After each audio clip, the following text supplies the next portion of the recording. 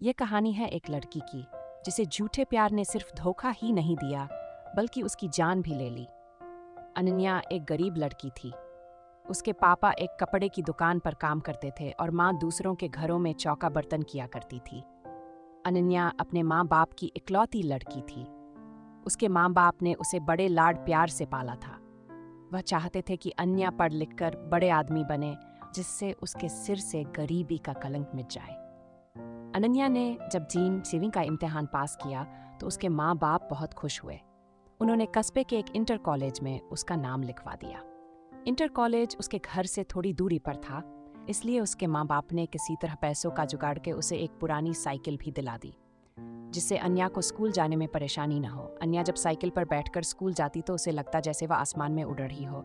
ये उसका बहुत पुराना सपना था जो उसके माँ बाप की वजह से पूरा हुआ, इसलिए वह रोज समय से स्कूल पहुंच जाती और मन लगाकर पढ़ाई करती।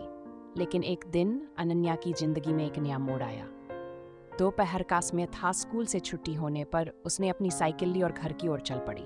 लेकिन अभी वही थोड़ी दूरी पर ही आई थी कि पीछे से आती एक बाइक उसके बगल से गुजरी। बाइक को जो लड़का चला रहा था वह उसके ही उम्र का था। लड़के ने थोड़ा आगे जाकर अपनी बाइक रोक दी और अनन्या को रुकने का इशारा किया।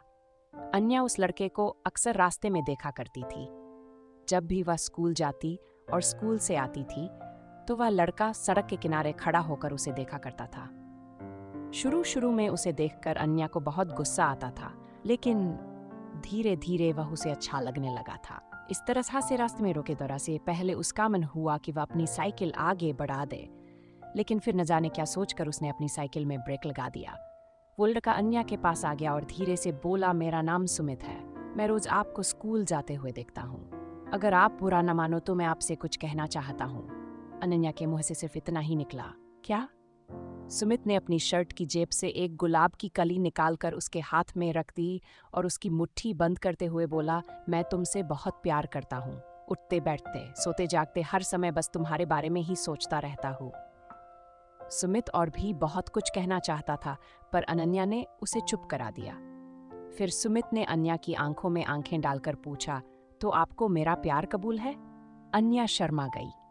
उसने चुपचाप हाँ में अपनी गर्दन हिलाई और साइकिल पर बैठकर तेजी से साइकिल चलाते हुई अपने घर को चली गई। इस तरह अनन्या और सुमित की बातचीत शुरू हो गई। सुमित रोज उसके लिए कोई न कोई गिफ्ट लाता और उसके लिए जीने मरने की कस्में खाता। उसकी बातें सुनकर अनन्या दीवानी हो जाती और सपनों की दुनिया में खो जाती। एक दिन सुमित ने अनन्या को कहीं घूमने चलने के लिए कहा। पहले तो अनन्या ने जाने से मना किया, लेकिन फिर वह तैयार हो गई। उस दिन अनन्या बहुत खुश थी। वह समय पर बताई हुई जगह पर गई, जहां पर सुमित ने उससे मिलने के लिए कहा था। सुमित ने अनन्या की साइकिल को एक दोस्त की दुकान पर खड़ी कर दी और अनन्या को बाइक पर बैठाकर चल पड़ा। सुमित अनन्या को लेकर एक नदी के पास पहुंचा। वहां पर उसने अपनी बाइक खड़ी कर दी और दोनों घास पर बैठकर बातें करने लगे। सुमित ने अनन्या से एक दो बातें की, फिर वह उसके करीब आ गया और उसके चेहरे से खिलने लगा। धीरे धीरे अनन्या पर एक नशा छाता चला गया। शायद वह सुमित के मन की बात समझ नहीं पा, इसलिए उसने अपने आप को सुमित के हवाले कर दिया। दोनों एक दूसरे के प्यार में खो हो गए। अभी वह दोनों ठीक से नॉर्मल भी नहीं हो पाए कि तभी जाने कहां से वहां पर तीन लड़के आ गए। उन्हें देखकर अनन्या डर गई और जल्दी जल्दी अपने पड़े ठीक करने लगी। यह देखकर एक लड़के ने उसका हाथ पकड़ लिया और अपने पास खींचे हुए बोला, इतनी भी जल्दी क्या है? हम भी तो तुम्हारे दीवाने हैं, थोड़ा हमारा भी तो मनोरंजन करा दो। अनन्या आंखों में आंसू लिए सुमित की ओर देख रही थी, पर वह अनन्या की मदद करने के बजाय हंस रहा था। घर अनन्या का दिल टूट गया। यानी कि यह सब सुमित की एक सोची समझी चाल थी। अनन्या आगे कुछ सोच ही नहीं पाई, क्योंकि तीन लड़के उसके ऊपर भूभेड़िए की तरह टूट पड़े थे। अनन्या मदद के लिए ये चिल्लाती रही और वो उससे नोचते रहे। कुछ ही पलों में अनन्या की सहन शक्ति ने जवाब दे दिया और वह बेहोश हो गई। लगभग एक घंटे के बाद अनन्या को होश आया। वह तीनों लड़के और सुमित वहां से जा चुके। दर्द की वजह से उसके शरीर में जान ही नहीं बची थी। उसकी आंखों के आगे अंधेरा छाया हुआ था। उसके सारे सपने चूर चूर हो चुके थे। उसे अपना जीवन समाप्त होता हुआ नजर आ रहा था। अनन्या सोच रही थी कि मैंने सुमित की बातों पर विश्वास किया। क्यों मैं उसके साथ बस्ती से इतनी दूर यहाँ पर आ गई? अब मैं क्या मुंह लेकर अपने घर जाऊंगी? अपने माँ बाप को क्या बताऊंगी? मेरा हाल देखकर वह तो जीते जी मर जाएंगे। अनन्या के शरीर में बिल्कुल भी शक्ति नहीं बची थी। वह किसी तरह नदी के किनारे पहुंची। नदी का पानी तेजी से बह रहा था। अनन्या ने एक बार फिर अपने गरीब माँ बाप के बारे में सोचा, लेकिन साथ ही सुमित का चेहरा भी उसकी आंखों के आगे आ गया और इसके साथ ही गुस्सा और घिन के भाव से उसका शरीर कांपने लगा। अनन्या रोते हुए नदी के किनारे खड़ी हो गई।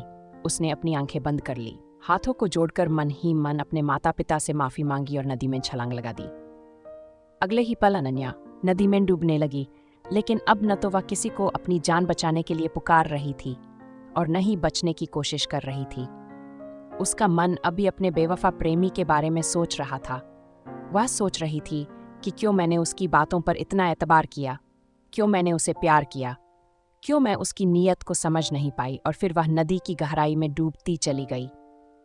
झूठे प्यार ने उसे बर्बाद कर दिया, उसकी जान ले ली। किसी से प्यार करना, किसी पर एतबार करना बुरा नहीं है, लेकिन अपने भीतर जज्बातों को पहचानने की क्षमता भी रखिए। किसी की बातों पर एतबार करने से पहले उसे एक बार जरूर परखिए। किसी को अपना तन मन सौंपने से पहले उसके नतीजे के बारे में भी जरूर सोचिए, नहीं तो आप भी अन्य की तरह धोखा खा सकते हैं। आप भी उसकी तरह ठगे जा सकते हैं। आप ऐसे लोगों को क्या कहना चाहते हैं?